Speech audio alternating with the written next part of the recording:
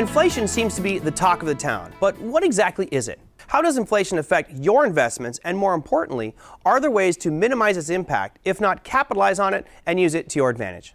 Put simply, inflation is too much money chasing too few goods. It represents an increase in the price of goods and services and a decrease in the purchasing power of a currency.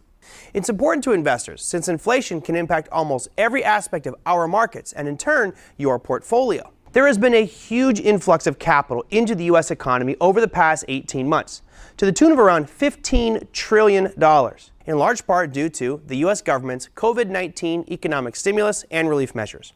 That's a staggering amount of money, especially when you compare it to the comparatively trifling $2.5 trillion added to the economy in the previous 70 years. Now, the Federal Reserve likes to keep inflation around 2 to 2.5% per year. If prices continue to spiral upward and the inflation rate reaches 5% or above, the Fed often steps in and acts.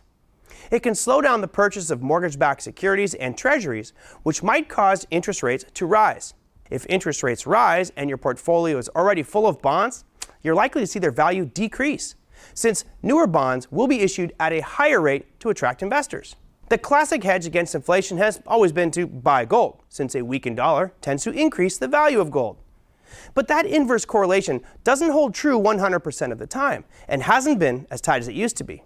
But are there other ways to hedge, if not seize opportunities during periods of higher inflation to both protect and grow your investments?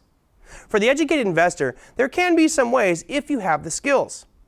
You can short the equity markets with a broad market ETF, invest in inflation-resistant digital assets like Bitcoin, short the US dollar in the Forex market, or you can use options to hedge your current long positions.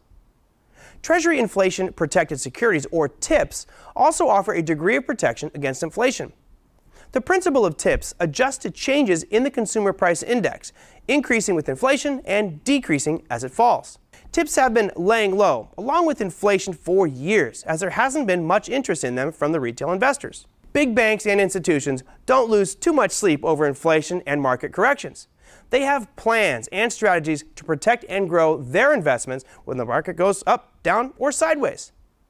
Inflation may affect your pocketbook, but an educated investor knows there are ways to protect their portfolio and potentially to even profit from it.